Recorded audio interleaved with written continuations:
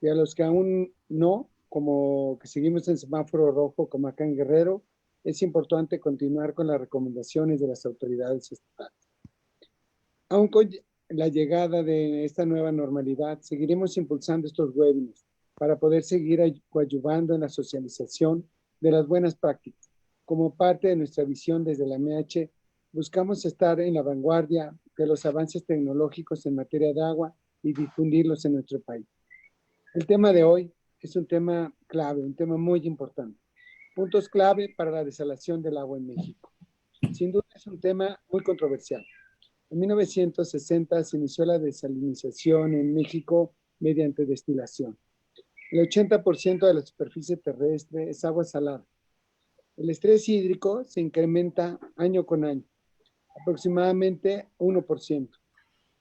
Desde la década de los 80 y se espera que para el año 2050 crezca todavía un 30% más de encima del nivel actual. Algo importante que cabe destacar aquí es el tema del agua en México es un reto que a corto plazo se convertirá en un asunto de seguridad nacional sin lugar a duda. Somos uno de los 10 países con mayor estrés hídrico. La idea de desalar el agua del mar para poder hacer frente a los problemas de escasez es una alternativa viable, sin dejar de lado las consecuencias ambientales que esta pudiera derivar. La Asociación Internacional de Desalación, IDA, por sus siglas en inglés en 2007, contó en México 435 plantas, de las cuales 282 se encontraban en operación entre Quintana Roo y Baja California Sur, de las cuales contaban con la mayor cantidad, alcanzando una capacidad nacional de 311.376 metros cúbicos, aproximadamente 3.600 litros por segundo. Actualmente se encuentra en construcción una planta en Sonora que tendrá una capacidad de 250 litros. El mayor número de las plantas se utilizan para el sector hotelero y en algunos casos el sector agrícola. Este es un tema que se debe tomar en cuenta en el proyecto de la nueva ley de aguas nacionales sin lugar a duda. La falta de regulación provoca conflictos entre proveedores, usuarios y autoridades. Urge definir, y usuarios obviamente, urge definir el marco regulatorio. Sin entrar más en detalle, me gustaría dar paso a nuestros panelistas que son expertos en el tema para profundizar más sobre la desalinización del agua en México, teniendo a representantes de Baja California como uno de los pioneros en este tema. Muchísimas gracias y si fueran tan amables de dar inicio, bienvenidos todos. Gracias. Gracias. No sé, Inge Rojas, ¿cómo es el orden? Sí, vamos a darle lectura a las semblanzas de cada uno de nuestros participantes. Vamos a iniciar de acuerdo a su orden de intervención con el arquitecto Germán Lizola Márquez. Él tiene una licenciatura en arquitectura, es egresado de la Universidad Autónoma de Baja California, Campus Mexicali, ha trabajado en el sector privado y es miembro precisamente de la Asociación Mexicana Hidráulica y funge como presidente de la misma en Baja California. Como empresario y desarrollador ha tenido la oportunidad de dirigir empresas relacionadas al sector vivienda y ha experimentado ahora los altibajos que lleva a cabo un contratista derivado de las políticas económicas locales, regionales, nacionales e internacionales. Asimismo, ha participado en el sector gubernamental, en el Ayuntamiento de Tijuana, como subdirector de Obras Públicas Municipales, director de Administración Urbana y director de Unidad Municipal de Urbanización, subsecretario de Infraestructura y Desarrollo Urbano del Estado y exdirector de la Comisión Estatal de Agua del Estado de Baja California. De ahí continuamos con Ricardo Cisneros, también arquitecto por la Universidad Autónoma de Baja California, de la Escuela de Arquitectura. Secretario general de la delegación de la Mesa 97-98. También estuvo en el ayuntamiento, subdirector de obra pública y fundador del organismo estatal denominado CAIPE. organismo dedicado a la construcción de edificios públicos en el estado de Baja California. 1998-2001, subdirector de Obras Públicas Municipales del 17º Ayuntamiento de Tijuana, Baja California. Obras varias para el gobierno del estado, director general del Patronato 11 de Julio, que es un patronato impulsor y gestor de la magna obra del Zócalo 11 de Julio en Tijuana, director de proyectos y obras de la Comisión Estatal del Agua, el CEA, y director general de la Comisión Estatal de Agua de Baja California durante 2018 y 2019. Gestor de proyectos especiales de la Comisión de Servicios Públicos de Tijuana, marzo-abril del 2019. Terminamos con el ingeniero Moisés Pariente Gómez, que ha trabajado en empresas como Aquaria Walter LLC como jefe de proyectos, delegado de OHL para Estados Unidos en México, en OHL Medio Ambiente INIMA Madrid y OHL Medio Ambiente INIMA México. INIMA se encuentra a cargo de la concesión de la planta desaladora de Ensenada, proyecto desarrollado por GS INIMA a través de su filial Aguas de Ensenada, siendo el cliente final la Comisión Estatal de Agua de Baja California. Mismo caso con IDAN Los Cabos, siendo su cliente el organismo OAMSALPAS en Cabo San Lucas. Les damos la más cordial bienvenida. Cada uno de los panelistas cuenta con 10 minutos para desarrollar su tema. Iniciamos, como lo habíamos comentado, con el arquitecto Germán Guizola Márquez. ¿Qué tal? Muy buenas tardes a todos ustedes. Ingeniero Arturo Palma, don Manuel. Pues miren, Baja California es un estado relativamente joven, un estado con una precipitación pluvial muy baja, 176 milímetros promedio anual. Somos un estado en donde esta falta de agua nos ha hecho buscar dónde sí tener este líquido que requerimos. Como sabrán algunos, la zona costa en Baja California, el agua proviene por un acueducto que recorre desde el río Colorado, que atraviesa ¿sí? en el estado de Arizona a nuestro país y se transporta a la zona costa. Esa agua por muchos años ha sido el sostén ¿sí? de nuestras queridas ciudad de Tijuana, pero deja agua en Tecate, deja agua en Tijuana y se manda agua a la ciudad de Ensenada y Rosarito. Y el acueducto, bueno, el acueducto tiene 40 años que se construyó y buscando esa necesidad, ese requerimiento de alternativas, bueno, pues el acueducto, como lo mencionaba ya por su edad, pues bueno, la visión es ¿qué tenemos? Bueno, tenemos dos litorales muy fuertes, muy inmensos, que es el Pacífico y que es el Mar de Cortés. Aquí en Tijuana, concretamente, Tijuana, la población ha ido creciendo año con año, es un crecimiento de 70, 80 mil personas por año. Se estima que la ciudad de Tijuana, el último censo arroja una población de 1.8 millones, cuando sabemos que anda arriba de 2.5 millones. El agua que trae el acueducto ya no alcanza, esa agua ya no es suficiente para este crecimiento, por eso las nuevas alternativas. El acuerdo que se firmó en el 1944, en donde se entrega agua a Baja California, los derechos de agua que tiene Mexicali, Tecate, Tijuana y Ensenada, que es lo que se viene por este acueducto. Quiero comentarles que este crecimiento y lo pujante de Tijuana, pues requerimos esta agua que es indispensable para todo lo que se genera, todo lo que usamos, todo lo que traemos requiere agua, ¿sí? Los pozos están castigados, como les decía yo a ustedes, las lluvias son muy escasas, las precipitaciones son casi nulas y con el crecimiento se vuelve más crítico. Bueno, pues ahora sí que las opciones que se ven es ver hacia el mar.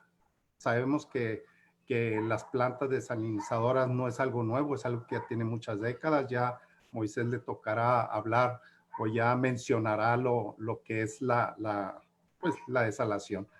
Miren, aquí en el estado es muy importante, ¿sí? Que cuidemos y veamos cómo, ¿sí? Cuidar este líquido. La gente, pues, tratamos de decirles, y cuando estuve en gobierno, ¿no? Que se manejara. Ahora como primer presidente de la Asociación Mexicana Hidráulica, en el grupo, bueno, pues ahí estamos buscando la manera de empujar esto para poderlo llevar. En la asociación estamos integrados por gente que les interesa el tema y somos una sección fuerte, grande, y estamos pujando y estamos trabajando en ello. Pues ahora sí que no quiero meterme a los temas de la desaladora Ensenada y Rosarito, pero bueno, ahorita se los van a explicar. Así es de que es importante el tema a nivel nacional, no es algo nuevo. Mucha gente, o hay gente que piensa que la desalación no es buena. Yo quiero, en lo que he aprendido, de que es una alternativa muy a la mano que tenemos nosotros. Como les mencionaba, el litoral del Pacífico nos representa los 500 kilómetros de litoral en Pacífico y otros tantos en el Mar de Cortés. Pues ahora sí que con esto les doy un general de lo que es el tema de agua, la importancia del agua en Baja California. Y lo más importante, no tenemos otras fuentes. Como todo, los pozos que se tienen están castigados. Los pozos ya hay que seguir bajando, ¿no? Hay que seguir haciendo más profundo para poder tener líquido. Y yo les comento a ustedes que en Tijuana, el agua que consumimos, el 90% del agua es acueducto, Río Colorado, Tijuana. Ese es el agua que consumimos aquí en Tijuana. Y por lo tanto, Tecate tiene uso, tiene pozos. Ensenada, que es lo más crítico, Ensenada crítico en el aspecto de que es más lejos y se manda también por otro acueducto de Tijuana a La Misión y de La Misión a Ensenada, Baja California. Es para surtir a una parte de la población, concretamente nada más a 90,000 habitantes lo que manda el flujo inverso, y él tiene otras fuentes de abastecimiento. Y aquí en Tijuana, bueno, hacemos usos, como les mencionaba a ustedes, de la totalidad del río Colorado, y lo que se alcanzó cada año pedimos que llueva para poder tener agua, ¿no? Y este año llovió un poquito. Yo creo que el órgano operador de Tijuana tiene un colchón en la presa, pero bueno, ¿qué les digo a ustedes? El consumo de agua que se tiene en Tijuana en invierno anda como en 300,000 y se incrementa en verano a 450,000 o el 500,000 de metros cúbicos que se requieren. Yo con esto quiero dar el espacio ya para el siguiente panelista.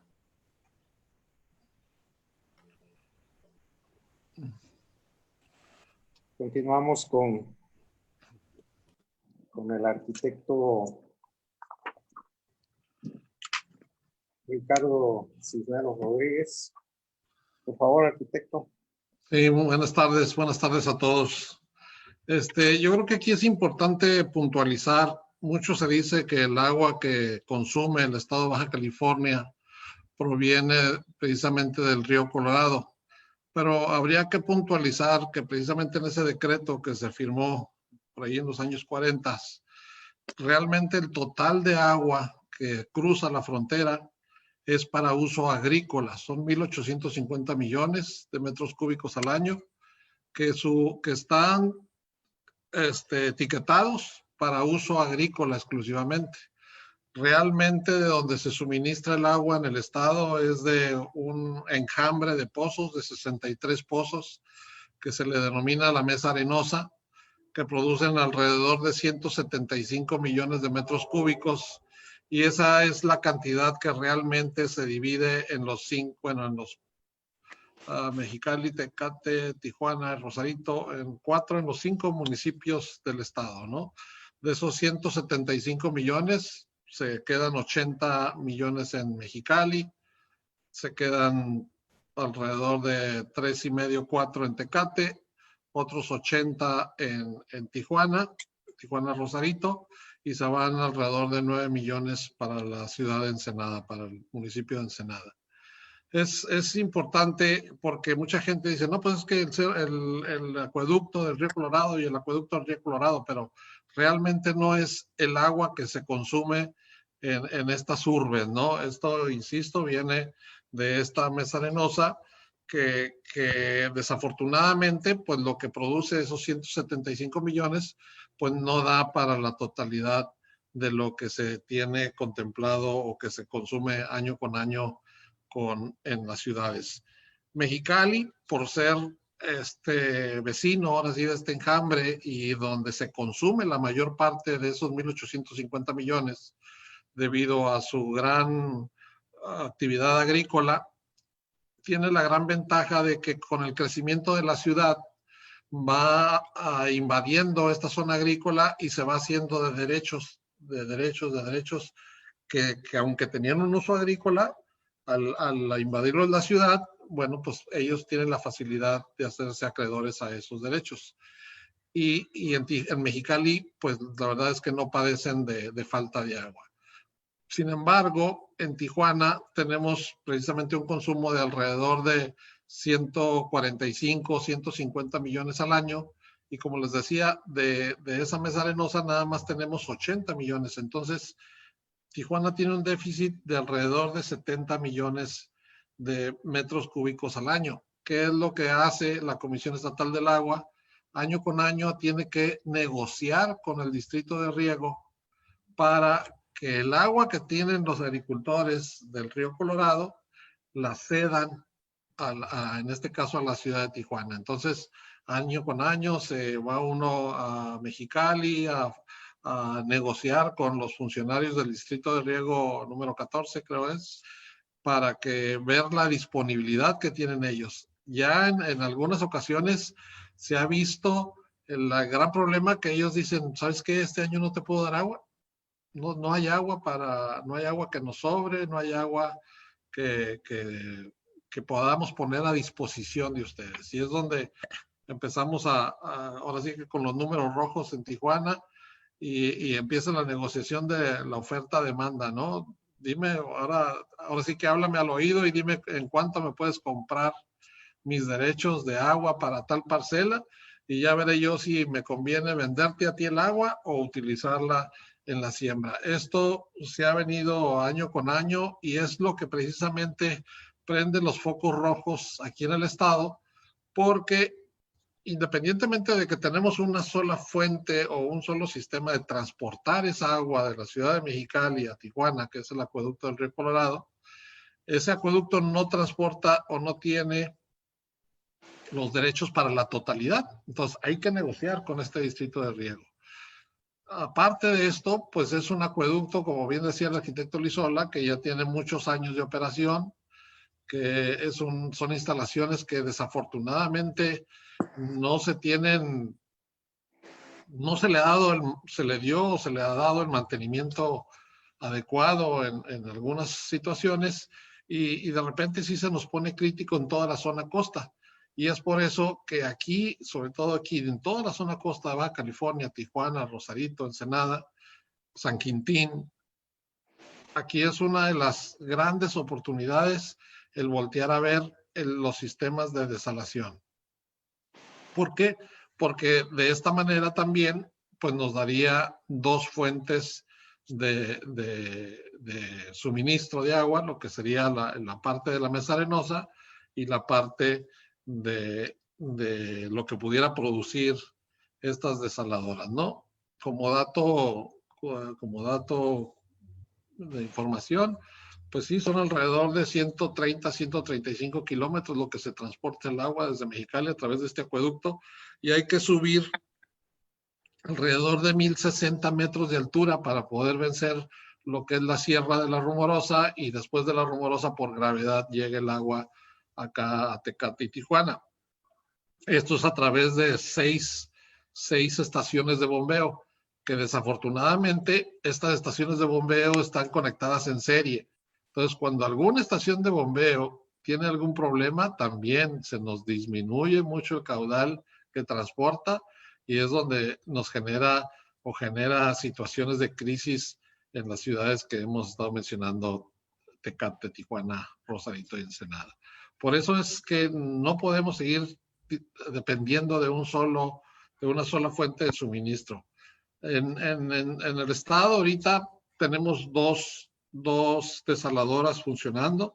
Una en Ensenada, que precisamente Ensenada tenía un déficit de alrededor de 237 litros por segundo, y con esta desaladora que suministra o tiene la capacidad de suministrar 250 litros por segundo, pues más o menos se cerró ese déficit, pero es el déficit de consumo actual. O sea, la desaladora, que afortunadamente ya está preparada para un posible crecimiento a 500 litros por segundo, que yo creo que esto se tendría que dar a corto plazo, puesto que ahorita con la demanda que hay y la oferta de la desaladora de Ensenada y lo que le llega por el acueducto de flujo inverso, no da la oportunidad de un mayor crecimiento económico para Ensenada, precisamente por la falta de agua.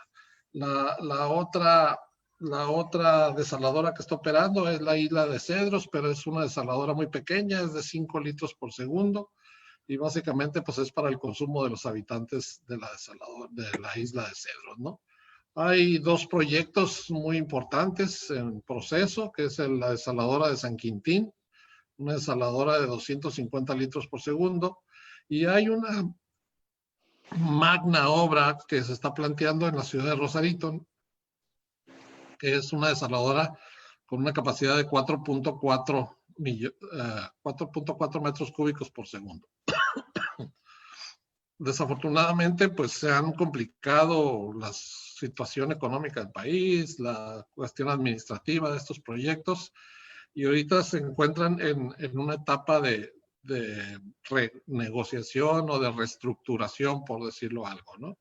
Se está planteando que la desaladora de Rosarito arranque con la mitad, o la empresa está planteando ya no arrancar con 4.4, sino arrancar con 2.2, que esto vendría únicamente a solventar el déficit que se tiene actualmente de los 65, 70 millones de metros cúbicos al año. O sea, 2.4 nos producirían alrededor de 69 millones contra un déficit de 65, pues básicamente nos daría la oportunidad única y exclusivamente de no tener que negociar con el distrito de riego de Mexicali, del Valle de Mexicali, y entonces sí, asegurar con lo que produce Mesa Arenosa y lo que produciera esa primera etapa, pues tener el volumen de agua necesario para que operaran o subsistiera, vaya, la ciudad de Tijuana y Rosarito y parte de Ensenada, ¿no? San Quintín, pues por ser una ciudad alejada, parte del municipio de Ensenada, pero allá se han complicado también la cuestión administrativa del proyecto. La verdad, ahorita sé que no se han cancelado todavía del todo, pero sí hay algunos detalles administrativos ahí que se están replanteando, ¿no? En términos generales, pues igual el Estado tienen, todas las ciudades de la costa tienen déficit. Como les decía, Tijuana tiene alrededor de 65, 70 millones de metros cúbicos al año. Ensenada traía un déficit de 7 millones.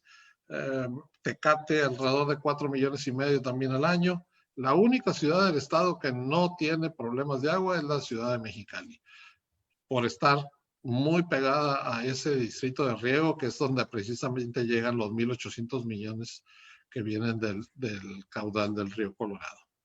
Entonces, pues aquí no tenemos otra opción más que voltear a ver el tema de las desaladoras. Obviamente mucho se habla del agua de reuso, pero aquí el déficit es muy grande y también, como se mencionó, desafortunadamente estamos en una zona muy árida, donde de traer una media nacional de 760 milímetros, pues nos llegan 176. Entonces, la lluvia no nos lo va a solucionar, el río Colorado no lo va a solucionar. ¿Qué es lo que tenemos que hacer? Pues buscar nuevas alternativas, como es el caso de la desalinización aquí en Baja California. También con esto terminaría mis comentarios, salvo nuevamente estar a su disposición que se vengan las preguntas y respuestas. Ok, continuamos con el ingeniero Moisés Pariente Gómez. Por favor, ingeniero. Muchas gracias, buenas tardes. Bueno, yo trabajo para GSM Environment, que es una empresa del grupo GSI&C especializada en actividades medioambientales que principalmente se dedica a la desalación, potabilización y tratamiento de aguas negras, y también como parte de la línea de negocio que tenemos es el tratamiento de agua industrial y de secado de lodos. GSI Environment participa en todas las fases de este tipo de proyectos, desde su diseño, tecnología, construcción, financiación, operación y mantenimiento de plantas. Bueno, y somos fuimos los adjudicatarios de la planta desaladora de Ensenada, que se ha mencionado por los anteriores participantes al foro. Como bien decía en la introducción el ingeniero Palma, solo el 2% del agua que hay en el mundo es dulce, y de ese 2%, el 70% se encuentra en un estado sólido, que son glaciares, nieves, hielo. Por eso, en muchas ocasiones se tiene que buscar a otra fuente, que es el 98% del agua que se tiene disponible en el mundo. Estos proyectos obviamente se miran cuando, primero, no hay un estrés hídrico, y segundo, que no hay otra opción de otra fuente que sea más económica, porque ahora, como comentaré más adelante, estos proyectos son intensivos en consumo de energía eléctrica. Y ese consumo viene dado por la presión osmótica que hay que batir. Básicamente, la ósmosis es un fenómeno físico por el cual, si dos líquidos separados por una membrana semipermeable con diferente concentración entran en contacto, estos tienden a igualarse. El líquido de menor concentración atraviesa la membrana hacia el de mayor concentración. Lo que hacemos es, en las desaladoras, es una ósmosis inversa. Básicamente, invertimos el proceso anterior, tomamos agua de mar con una solución con alta concentración y la aplicamos una gran presión que hacemos que pase a través de esa membrana, y obtenemos agua sin sal. Dos flujos, un flujo que no tiene apenas contenido de sal, y otro que tiene mucho contenido de sal.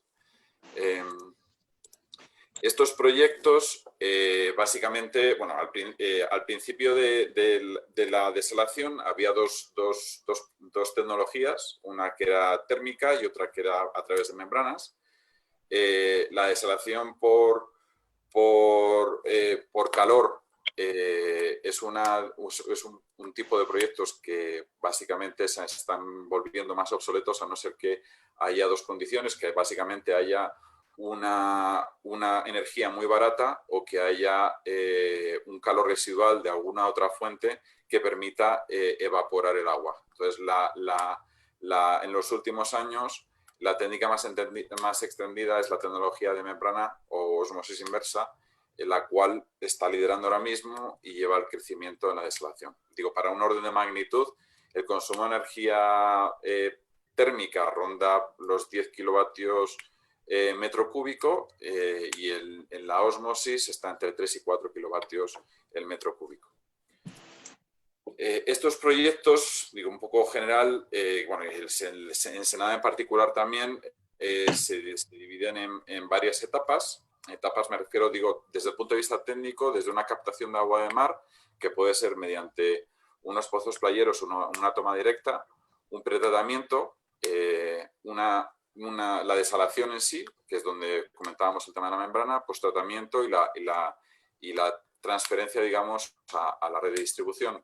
En el pretratamiento, básicamente, lo que se hace es eliminar las impurezas del agua de mar, y en la desalación, básicamente, se hace aplicar una gran presión para batir esa presión osmótica que comentaba anteriormente, para poder tener los dos flujos, uno con alta salinidad y otro con agua con muy baja salinidad. Luego es más, el proceso requiere de un post-tratamiento en el cual se hace una remineralización del agua y una cloración antes de, obviamente, de mandarlo a la red de distribución para cumplir con los más estrictos normas de agua potable. El futuro de la desalación, uno de los temas, obviamente, cuando no hay, como pasa en Baja California, que no hay otras fuentes, desde mi punto de vista, obviamente, bueno, y creo que del mercado en general, es que lo que se tiene que ver es el tema de la energía eléctrica e intentar reducir adicionalmente los costos energéticos. Se han reducido, esta es una tecnología que inició en los años 60, y tuvo una curva en la que se redució muchísimo durante varias décadas, pero obviamente, digo, al final llega todo un momento en el que ya, hasta a la fecha, hasta hace 10 años que hubo la última digamos, tecnología disruptiva en este proceso, que fueron los intercambiadores de presión, no ha habido una tecnología que haya bajado en exceso los costos de energía eléctrica, que es un poco la base de estos proyectos. Estos proyectos en México, y en particular en Baja California también, se han licitado con un modelo concesional, bien sea prestación de servicio o APP, y básicamente, bueno, pues el concesionario se ocupa, como comentaba, desde el diseño hasta la operación del proyecto, y pasando obviamente por la financiación, la construcción y todas las fases que tiene este tipo de proyecto. Digo, para tener una referencia, el costo de este tipo de proyectos es aproximadamente de $1 por cada 1000 litros de agua potable, y lo anterior incluye la amortización de la inversión. Digo, simplemente para que ustedes tengan un orden de magnitud de lo que estamos hablando para este tipo de proyectos. Obviamente, este tipo de proyectos es un agua bastante más cara, principalmente por los consumos de energía eléctrica, y para ser financiables tienen que tener una estructura muy sólida, en la cual tiene que estar muy ligado la parte privada y la parte pública, para que estos proyectos lleguen a buen puerto, ya que de lo contrario se hacen inviables. Estos proyectos también, desde mi punto de vista, tienen que ir ligados siempre a una eficientización de los organismos, porque obviamente, como comentaba, el costo del agua que se tiene de un proyecto de este tipo es mucho más alto, que aunque si luego lo comparamos con lo que compramos una botella en el Oxxo, parece por $1 nos dan 1000 litros, pero bueno, al final, como fuente de un organismo, es un agua que siempre es más cara de lo normal, de las fuentes, las fuentes tradicionales. En el caso de la empresa que represento, participamos en la planta desaladora que seguimos operando, que lleva un poco más de 10 años de operación en Los Cabos, y también en la planta desaladora de Ensenada, que lleva aproximadamente 2 años en operación. Digo, sí. Muchas gracias, ingeniero. Vamos a pasar a la sesión de preguntas y respuestas. Sin lugar a dudas es un tema interesante que esperemos que, si cuidamos nuestros recursos, pues de algún modo no lleguemos a esto a nivel mundial, ¿no? Como una situación de algún modo ya muy recurrente. Tenemos una pregunta que es, ¿cuánto es la relación del costo por metro cúbico del agua del acueducto Río Colorado-Tijuana con respecto a una desaladora equivalente? No sé si gusta contestar alguno de ustedes o doy lectura a otras dos preguntas y continuamos. Esta otra de qué porcentaje de la oferta total de agua se puede cubrir sin incurrir en problemas de inversión y operación a lo largo del tiempo. Y una tercera pregunta, ¿qué se está haciendo para mitigar el impacto ambiental de las desaladoras? ¿Qué se hace con la sal generada? Y yo le agregaría otra situación, si en dado momento, en el caso propio de Baja California, con la emisión de gases de efecto invernadero como el CO2, no se provoca acidez en el agua del mar y al hacer este proceso de desalinación, si no incrementa y precisamente causa más proceso dentro para obtener agua potable. Yo, si gusta, le respondo un poco la última y hablo un poco de la energía eléctrica. Del tema de la salmuera, lo que básicamente se regresa al mar, el agua que se regresa al mar es un agua que está más limpia que el agua que se ha tomado inicialmente, porque ha pasado, en el caso, por ejemplo, de Ensenada, pasa por tres etapas de filtrado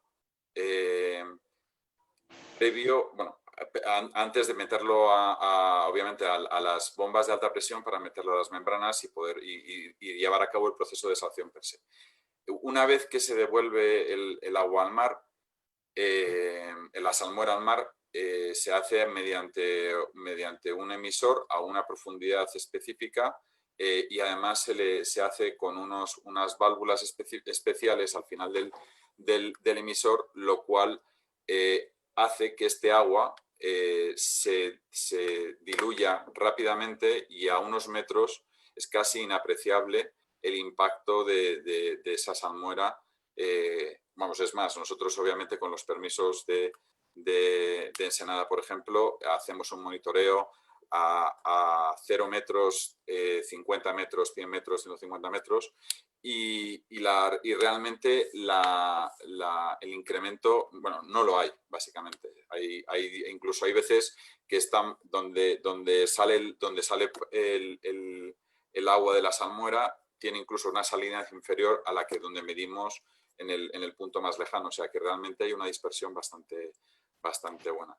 Luego, en el tema de la energía, esto representa, y bueno, y también hay que tener en cuenta una cosa muy importante y es el lugar donde está la desaladora. Por ejemplo, es importante decir que en Ensenada hay un costo de energía, pero por ejemplo en Los Cabos ese costo casi lo multiplicamos por 4 veces y es básicamente por un tema de la tarifa energética que hay para la ubicación donde se tiene esa planta. Y eso es importante porque en Cabos el impacto energético es mucho más alto que, por ejemplo, en Ensenada, en Baja California. Y el costo de la energía básicamente representa aproximadamente, en el caso de Ensenada, en un 40% de los costos operativos de la planta.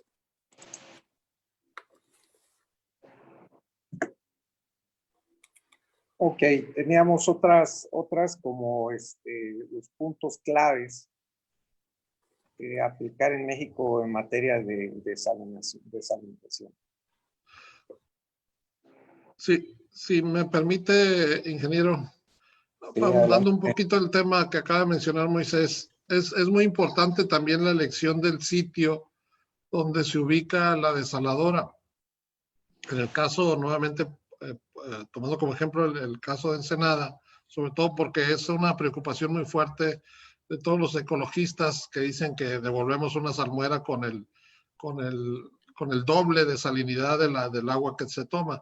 Pero allí en Ensenada hay una situación muy importante, que donde se descarga esa salmuera, también hay corrientes marinas que ayudan mucho a disolver y a diseminar esa salinidad concentrada mucho más rápido. Entonces, yo creo que uno de los puntos muy importantes a la hora de pensar también en los temas de este tipo de tecnología es la ubicación propia de la planta para que no tenga efectos colaterales en el sentido de una afectación a la ecología del punto, ¿no?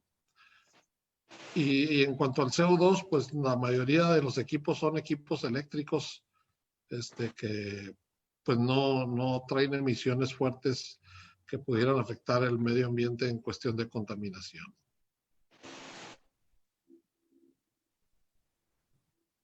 Nada más. Otro tema muy importante que están, de hecho ya lo tocaron ustedes, es el atraso de los proyectos de Rosarito y San Quintín.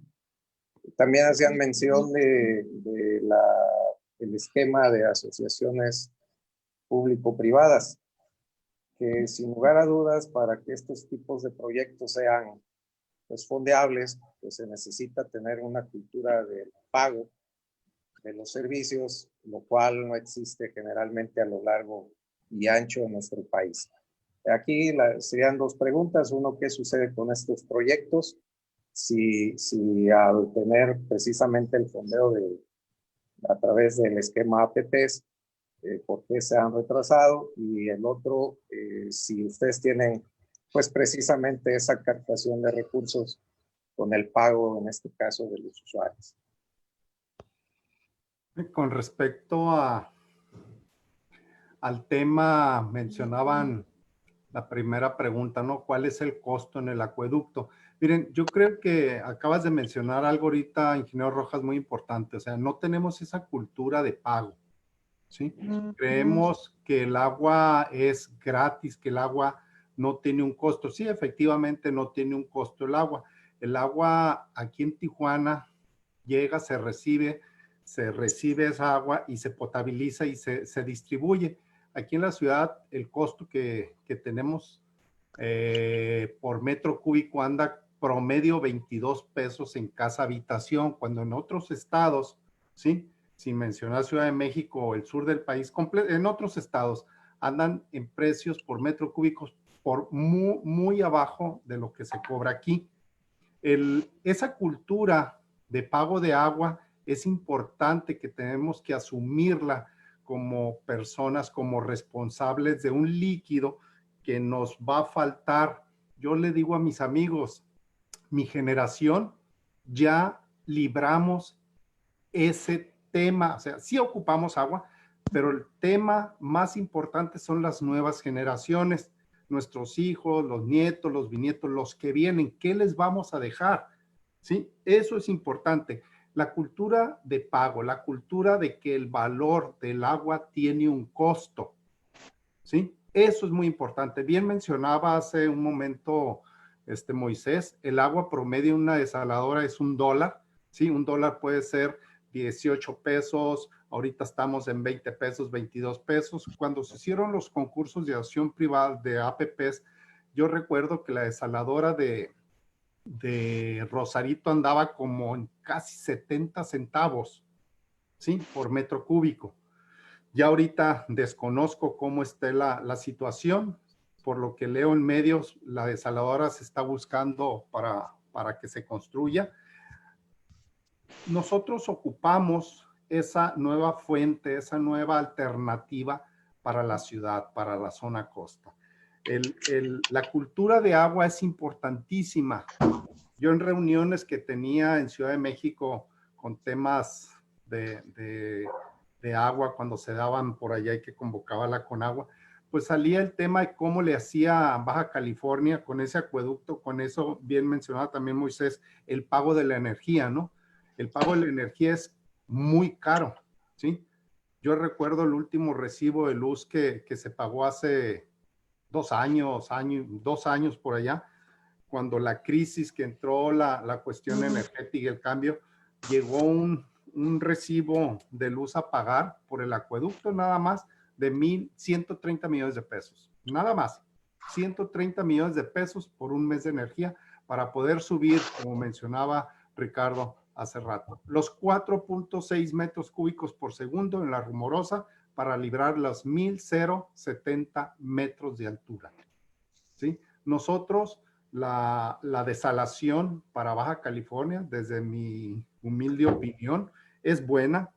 Me dicen algunos amigos, hay que ver la cuestión de la reutilización del agua. También es buena. Yo creo que no debemos dejarla a un lado y darle un seguimiento a esto.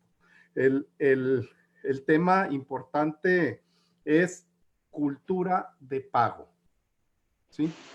Y cuidar el agua. Y definitivamente estos proyectos se basan en el esquema de asociación público-privada porque son inversiones muy fuertes. Por ejemplo, la desaladora Rosarito, estamos hablando de alrededor de 9,000 millones de pesos en su totalidad de 4.4. La de Ensenada creo que cerró, Moisés, en 880, algo así, 880 millones. Y obviamente todos estos proyectos se hace un estudio financiero, un análisis financiero antes de arrancar para ver la viabilidad de pago, en este caso del organismo operador, del usuario principal, que va a ser el organismo operador del ayuntamiento al que le pertenezca la planta. Entonces, los organismos tienen la viabilidad siempre y cuando precisamente la gente cumpla, como bien lo decía Germán, cumpla con el pago del servicio que se le está proporcionando. Es cuando los organismos a veces los metemos en problemas porque su cartera vencida se empieza a incrementar o la gente empieza a dejar de pagar y es donde ya la solvencia económica para pagarle en este caso a la empresa, como es GC Inima en el caso de Ensenada, pues entramos en los detalles donde ya el Estado tiene que entrar a apoyarlo con recursos, ¿no? Como bien dice, perdón. Sí, adelante, Germán. Como bien dice el tema, ¿no? Puntos claves para la desalación de agua en México. Los puntos claves, Baja California tiene una ventaja muy fuerte a diferencia de otros estados de nuestra república donde no llueve, ¿no? No tienen litorales, ¿sí? Y esos puntos claves para nosotros, bueno, pues aquí estamos, ¿no? Aquí, como les mencionaba, el litoral del Pacífico es muy amplio y tenemos que ver el futuro, tenemos que pensar en el futuro, qué es lo que queremos dejar y cómo queremos dejar. Para esto, obviamente, todo requiere una inversión, ya sea por la asociación pública-privada, ya sea por parte del gobierno, pero se requiere inversión. La infraestructura de los órganos operadores, bueno, pues requieren también inversión. Yo creo que el agua, como siempre se ha dicho, ¿no? El agua es vida y el agua se requiere en todo lo que consumimos, en todo lo que hacemos y para todo. Y como bien dicen por ahí también, no hay agua más cara que la que no se tiene, ¿no? Al no tener el agua, la verdad es que pongo el ejemplo de San Quintín.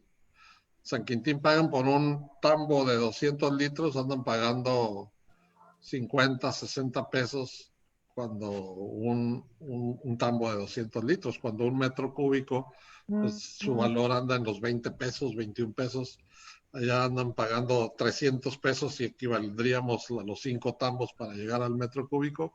Pues estamos hablando de 300 pesos contra 22 y la gente lo paga. Pero hay veces que ya les llegas con el servicio, con la llavecita, con ya ahora sí báñate en la regadera y empezamos a gastar más agua de la que debemos y es donde se incrementan los consumos y los gastos, que es donde luego dicen que el agua es muy cara, ¿no? Pero yo insisto, no hay agua más cara que la que no se tiene. Sí, indudablemente. El costo del agua pues no es absorbido ni pagado por la población de manera general en nuestro país, un problema de cultura muy fuerte. Bueno, tenemos una gran cantidad de preguntas.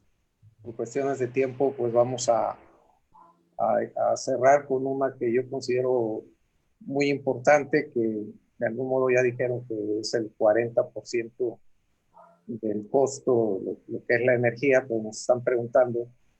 Y yo creo que ante la situación que estamos viviendo en nuestro país, en relación al tipo de energía que se usa, ¿no? Solar, eólica, o qué tipo de energía están usando y qué costo tiene esta sobre el costo de metro cúbico en la producción o en la desalinización del agua. El tema de la energía, nos vamos con un consumo de energía de la Comisión Federal de Electricidad. Obviamente se van implementando nuevas tecnologías, hay obviamente temas solares, temas eólicos, pero yo creo que es un tema que se tiene que ver no solamente para un proyecto en particular, por ejemplo, para una desaladora, a no ser que tenga una magnitud ya bastante más grande que el proyecto, por ejemplo, como de Ensenada, porque al final, si nos ponemos a ligar, digamos, a ese proyecto, a un proyecto relativamente pequeño para generación de energía, hacer un parque solar o un eólico, probablemente el costo de esa energía también se aumente de forma exponencial. Entonces, creo que es mejor que haya, obviamente, programas que generen una energía más barata, más limpia también, porque obviamente ahora con la energía renovable se está viendo que ya en muchos casos incluso el costo del kilovatio es inferior que generado con fósil. Entonces, si los proyectos pueden tener acceso a ese tipo de energía, pues tendríamos un proyecto, además de que con menos polución, digamos, por la generación de la energía y con unos costos más baratos. Sí, les comentaba que tenemos una buena participación en cuanto a las preguntas. Yo creo que se las haremos llegar para que se les dé respuesta a todas estas inquietudes, ¿no? Preguntan si no es necesario o sería ideal combinar con otro medio de obtención de agua que sea independiente del proceso de desalinización, por ejemplo, con el tratamiento de aguas residuales. Dice, ya que entendí que la salmuera tiene un bajo contenido de agua. Es una pregunta de Selenia de Carano Cruz. Yo creo que tanto la desalación como el reuso del agua que se da en otros países, ¿sí? Es importante cualquiera de las dos. Y al final del camino, en ambas o en cualquier otra que pueda haber, hay una cosa que requiere, que es inversión, ¿sí? Esa inversión es para poderlo realizar, concretar un proyecto. Proyectos hay muchos, ¿sí? Ideas hay muchas, pero tiene que llegar al punto de que aterrizarlo, por decirlo de esa manera, ¿no? Y que es inversión. Teniendo la inversión, se puede generar, ¿sí? El reuso en su tratamiento. En Las Vegas, el tratamiento de aguas negras lo hacen 1, 2, 3, 4, hasta 5 veces para después, en el último tratamiento, vertirlo nuevamente al río Colorado. Es importante, y yo creo que el tema de agua es un tema que apasiona a muchos de nosotros, ¿no? El agua es vida. Sí, tenemos pues un breve espacio. No sé si quieran cerrar de manera particular cada uno de ustedes, en un espacio alrededor de 1 minuto cada uno. Solamente yo, aunado un poquito a lo que ha comentado el ingeniero Olizola, al arquitecto Olizola, perdón, el reuso yo creo que obviamente es necesario. Además, en muchos casos ya se hace. El problema es el reuso para consumo humano, que hay una cierta barrera psicológica que hay que romper, y que básicamente, digo, técnicamente es factible, no hay ningún inconveniente en poder llevarlo a cabo.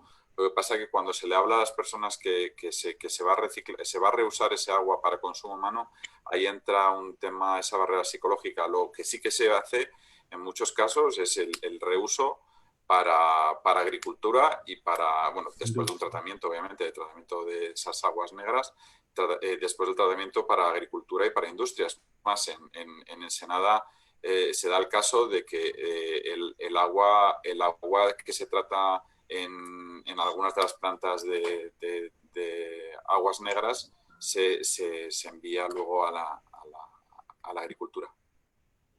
De hecho, aquí en Tijuana ya se tienen contemplados 2 proyectos de reuso también.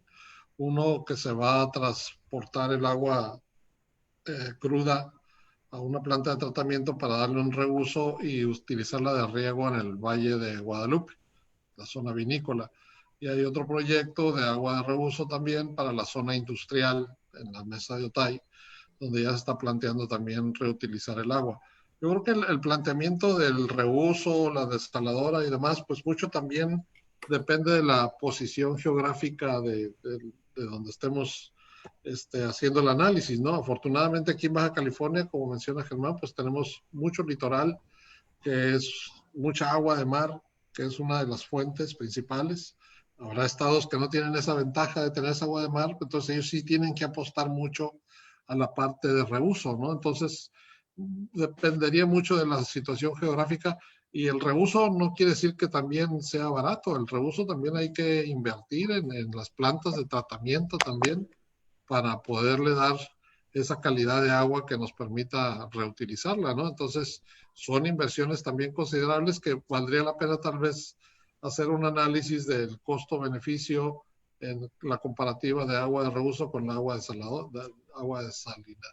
desalada, ¿no? Arquitecto Germán.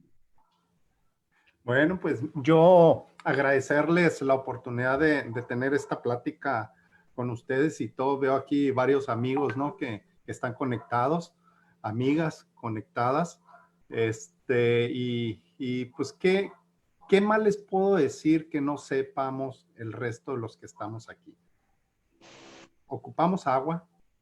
Hay que ver hacia enfrente, como les decía, a las nuevas generaciones, qué les vamos a dejar y cómo se los vamos a dejar.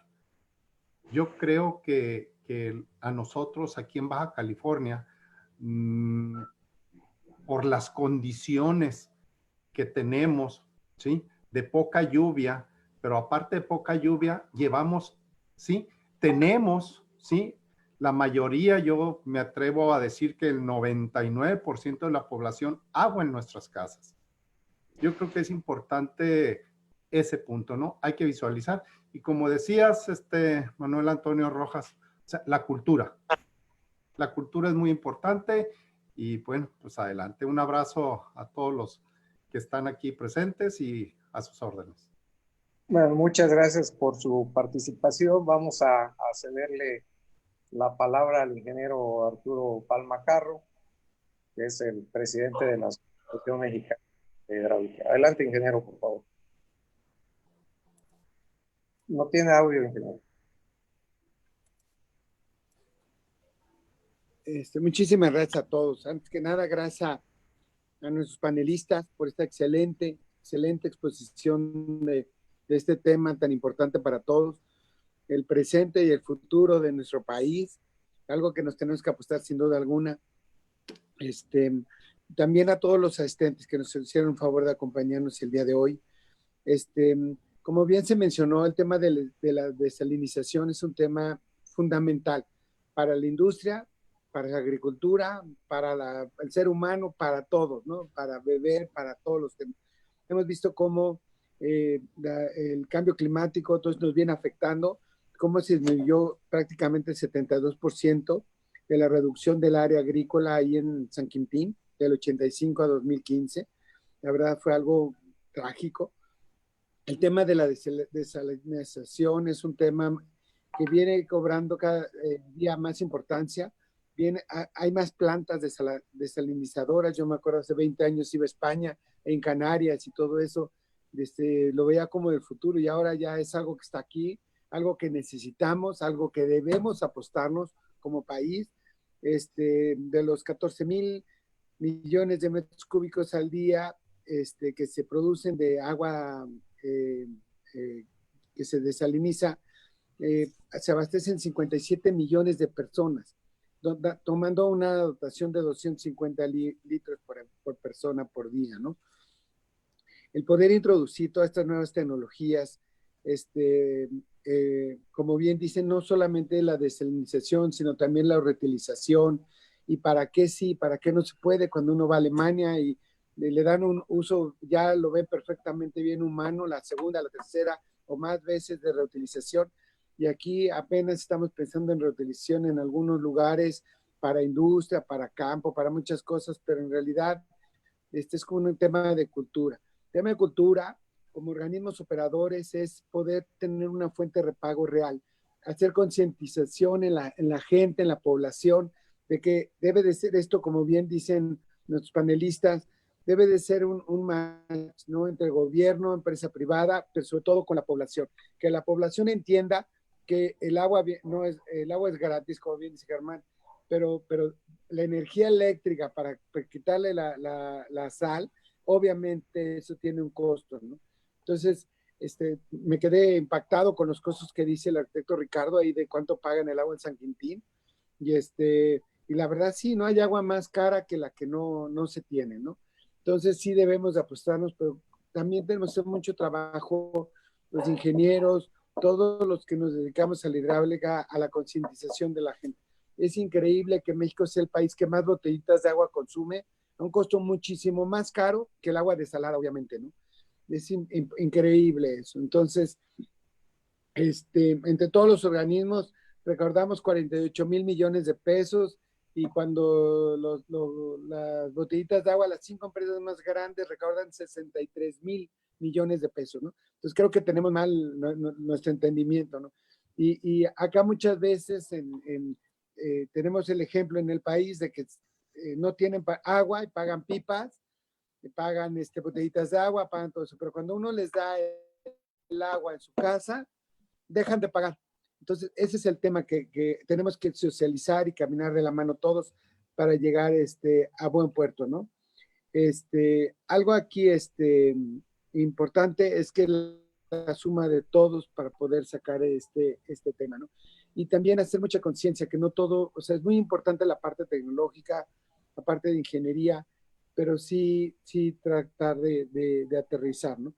Voy a decir un ejemplo de un estado que me vino a ver, me pidió que me decía, presidente, por favor ayúdame a que pongamos nuestra desalinizadora, ¿no? Y me estuvo insistiendo, lo recibimos, lo recibí con el ingeniero Ramón Aguirre, que estábamos juntos, le digo, ven, acompáñame, ya lo estuvimos platicando, y lo que más quería él era su desalinizadora, ¿no? Y ya lo tenía avanzado y platicado con su presidente municipal, etcétera. Cuando le empecé a hacer algunas preguntas de cuánto cobraba, cuál era su eficiencia física, su eficiencia comercial, su eficiencia global, me di cuenta que no había manera de que lo hiciera viable, ni siquiera podía pagar el costo de sacar el agua de sus pozos, ni siquiera estaba en números negros. Cuando le pusieran una desalinizadora, obviamente se le iba a salir de toda proporción. Yo creo que es muy importante por eso concientizarnos, capacitarnos, entender de qué se trata, las responsabilidades que esto conlleva para poder hacer esto viable, como lo vienen muy bien haciendo ya en varios estados de la República Mexicana, ¿no? Agradezco a todos los que atendieron este webinar. Muchísimas gracias. Le reitero una invitación para el próximo jueves a la misma hora. Tenemos un tema también muy interesante, los riesgos hidrometeorológicos en México. La verdad no me resta más que darle un de verdad fuerte agradecimiento a nuestros panelistas, a nuestro conductor, a Manuel Rojas. Muchísimas gracias a todos ustedes. Nuevamente, arquitecto Ricardo Cisneros, ingeniero Moisés Pariente, amigo, y a mi querido amigo Germán Lizola. Muchas gracias a todos. Muy buenas tardes y muchas gracias nuevamente. Gracias. Gracias por la invitación. Un saludo. Gracias a todos.